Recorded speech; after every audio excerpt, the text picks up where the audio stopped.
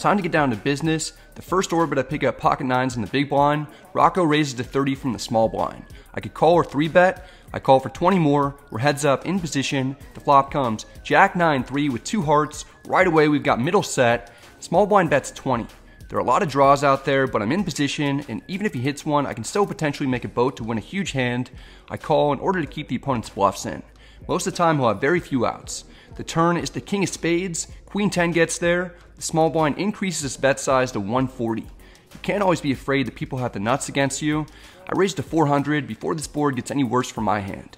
Even if I'm up against top pair or 2 pair, there are a lot of bad river cards that could make it tougher for me to get paid later on. I want to make sure I pump up the pot now. The small blind doesn't believe me yet. He calls. I like it. Things are heating up. The river is the 4 of hearts. That's not great because the flush draw gets there. The small blind checks. Sets are rare, so I'm going to go for max value despite there being a lot of other combinations of hands that beat me at this point. I bet 700. It's on the larger side. I'm hoping that I'm up against something like King Jack. I'm actually not 100% sure that I'm best at the moment. Hearing Rocco's conversation with himself makes me feel much more confident though. I mean, so many things got there. You can also hear in the background another player's future plans. I'm purposely going to play it again. It's an interesting remark that I actually didn't even hear in real time, but it illustrates that people have different motivations when they play against me that I have to navigate through. In general, opponents try to bluff me more and they call lighter, so my adjustment to that is to typically bluff less, go for value lighter, and for larger amounts, I also call lighter. Back to this particular hand. Rocco is tanking harder than Bitcoin after an Elon Musk tweet. Eventually, he briefly flashes King-Queen offsuit while he's in the middle of his decision. A call would be great here. He's still tanking. Best case scenario is that enough time passes that he somehow forgets he showed me his hand, then tries to turn it into a bluff shove. I suppose that's a bit optimistic. Eventually, Rocco makes the correct laydown. Good fold, good fold. Yeah, it's good fold. Pocket nines. Oh, very good. Very nice hand, right? There you go. Pocket nines. Okay, let me get one side off. Thanks, guys. A while later, we're dealt ace-9 of hearts on the button. There's an under-the-gun straddle. The hijack is first to act. He min-raises to 40. I see Rocco hesitate a little, then he 3-bets to 200 from the cutoff. It seemed as if he was contemplating a call, but likely knows that could look weak to other players if he just flats a min-raise. He's been drinking, but he's actually played pretty reasonably so far. I could certainly fold, but I have a suited ace in position. I might have the best hand, and if Rocco has a hand he was unsure about 3-betting with, he likely will fold to a 4-bet. I know that he watches the channel. It's extremely rare that I cold 4-bet as a bluff on video, so maybe I'll get even more credit than normal. I go for it and make it 580. I don't suggest that anyone try this. The hijack folds. Rocco is again in the tank.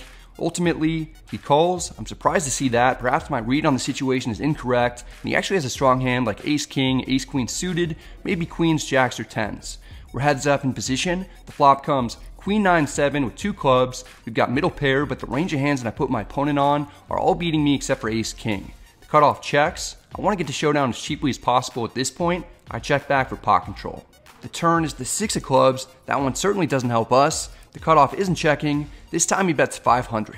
I'm on the fence about whether to call or not. I'm pretty much wrong all the time when I try to bluff catch. I could potentially already be drawing dead if he has a flush or pocket queens. Even if we're ahead and he has 1 club, he'll have a lot of outs. I feel like I torched 580. I don't want to make the situation worse by digging a deeper hole. I cut my losses and fold. We get some very, very bad news. It turns out our read pre-flop was correct, but there are additional hands other than ace-king that we were ahead of on that board that Rocco would call a 4-bet pre-flop with. What'd you have? Pocket 8s? Ugh. On the block? Am I gonna get 2 hands on the block? Yes. Rocco, you're going to get more than 2 hands on the vlog because now I need to get revenge against you for that bluff with the worst pair and an open-ender. I'm not sure when exactly, but know it's coming. If I don't get you this session, which I promise I will do my absolute best to, just know I will follow you to your hometown and play every day in your local casino for you to show up just to get you back for that little stunt that you pulled. There's a straddle on in this one. We're playing 5-10-20, and we've got ace-king offsuit on the button. The hijack limps in. He was first to act. Rocco flats the 20 in the cutoff. I raised to 150. The big blind calls. The first limper in the hijack calls. It's on Rocco. He's not messing around. He limped 3-bets to 850.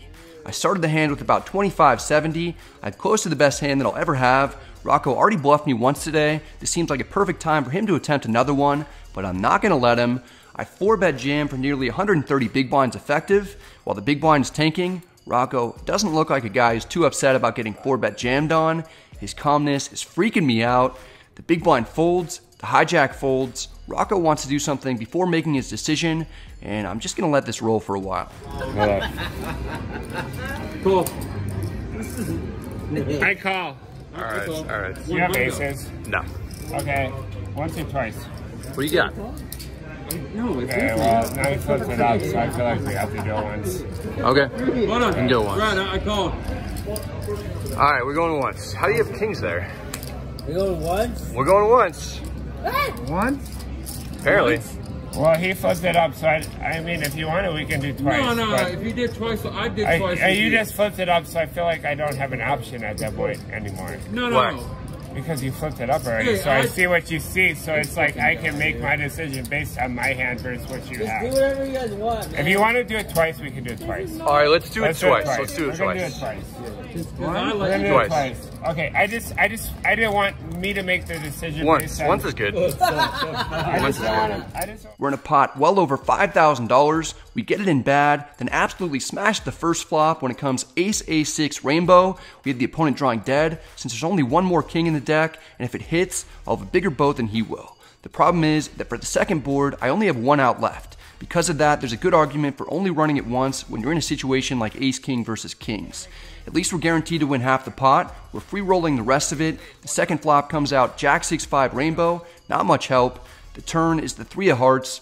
The river looks like an ace, but it's a deuce. We chop up the other player's money. I'm okay with it. It doesn't appear that Rocco is too upset about it either. One time. No, twice bad. Some people may not like me getting it in for that much money with ace-king pre-flop, but those people are nits and don't realize when there's a straddle and you're playing against someone like Rocco, you just have to. If you happen to be at the top of his range this particular time, pick up 10-9 suited under the gun. I raised to 30, the cutoff calls, and the small blind calls. Rocco 3-bets to 210 in the big blind. I mentioned earlier that I have to get him back. This seems like a fun spot to do it in. I call solely for revenge purposes. If I have the chance, I'm definitely going to bluff him, even if I have to bet big. The other two players fold. We're heads up in position in what's already a large pot. The flop comes ace 8-6 rainbow. We have a gutter and a backdoor flush draw. This is the kind of situation that I was waiting for. The big blind down bets to 180. That's not very much. I don't necessarily need to turn my hand into a bluff just yet. I call to see if I can drill the gutter or turn a flush draw. Neither happen. Something else good takes place though. The turn is the queen of diamonds. We pick up a double gutter. Rocco seems concerned and checks. He should be concerned because I could have all the sets aside from aces, and I can have ace-queen. There's some chance that he could have a big hand himself, but I'm not passing up this opportunity to completely punish him while I have a draw to the nuts. He's been telling me all day that he feels like he knows my game well because he's seen so many of my videos. Well, it's time to throw him for a loop. He's probably never seen me play a hand quite like this. In fact, most of the time I'll be incredibly strong in this spot when I bet 530 on the turn. Even if he has ace-king, he shouldn't love it, plus all of outs. The one thing that I don't want to see is a jam for 1100 on top. Rocco is thinking for a long time. I'm starting to get worried about him. He spent so much time in the tank that I think I see his body growing gills in order to adapt. The good news is that we're not going to have to go to Rocco's hometown to get revenge on him there. He shows an ace face up, then he folds the best hand. We get him back good. Ace. All right, I got you. I got you back. Really good. Thanks.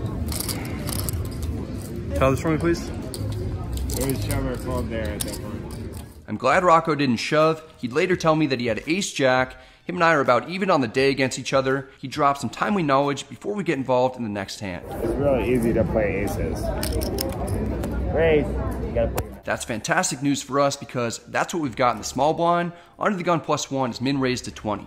I can't let him get away with that. I 3-bet to 80. The opponent almost immediately calls for 60 more. We're heads up, out of position. The flop comes queen 8-6 rainbow. I'm just gonna bet until I get raised. I make it 110 to go. That doesn't scare the opponent. He calls, maybe he has something like queen jack. The turn is the king of clubs. That's not a very good card. If he has a queen, he won't love it unless he has king queen, and that has us beat. Still, I'm sticking with the plan. I bet 230. That's too much. The player folds. We're in for 3,600 total, so we're almost even on the day. That's when we pick up pocket eights in the small blind. Some other fresh players have showed up, so now the game's full, and it's not quite as good as it once was, especially because the new players look like they're pros, and they're on my immediate left. A player in middle position opens to 50, the cutoff 3 bets to 150. Generally, I just fold here. In fact, I've folded better pocket pairs than this in very similar instances in previous vlogs. The 2 players that are involved aren't all that deep for this particular game. I'm likely flipping or a slight favorite at best. I'm not closing the action, so the initial preflop raiser could still 4-bet big, then I'd probably have to fold. And even if I see a flop, I'll be out of position, so it could be tougher for me to make as much money as I would if I was in position.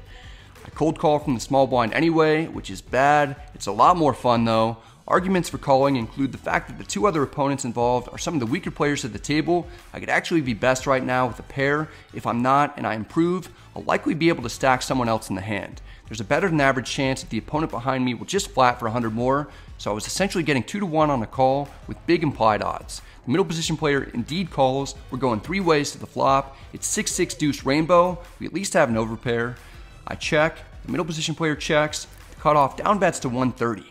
See what I've gotten myself into? I could easily be in 3rd place, and there are only 2 turn cards that I want to see. It should look really strong, like I have queens, jacks, or 10s when I cold call a 3-bet preflop from the small blind, so I wouldn't expect the cutoff to be bluffing on the flop very often, especially into 2 opponents. I can't fold for 130 though, and this is how 1 mistake preflop can cause you to lose way more down the line. I call, just really hoping that the player behind me folds. Luckily he does fold. We're heads up. The turn is a 4. I check. Then the cutoff checks back. That's awesome because there's no way that he would have done that with a hand like aces, kings, or queens. I get the sense that he has ace, king, or ace, queen. The river is a 7. I make a tiny value bet of 120. I'm trying to entice a call from an ace, king type of hand. If he raises, I'd have no clue what he'd be repping after checking back the turn. Apparently, I should have made it even smaller. The cutoff folds. It looks like we cold called the 3-bet preflop with the best hand and held. It wasn't a good idea, but luckily it worked out for us. We got the win, and now have a slight profit despite not playing optimally today. The current conditions at the table aren't good for me anymore. Rocco only has a small stack on my right. Some people have left and have been replaced by better players with big stacks that have position on me. Time to rack up.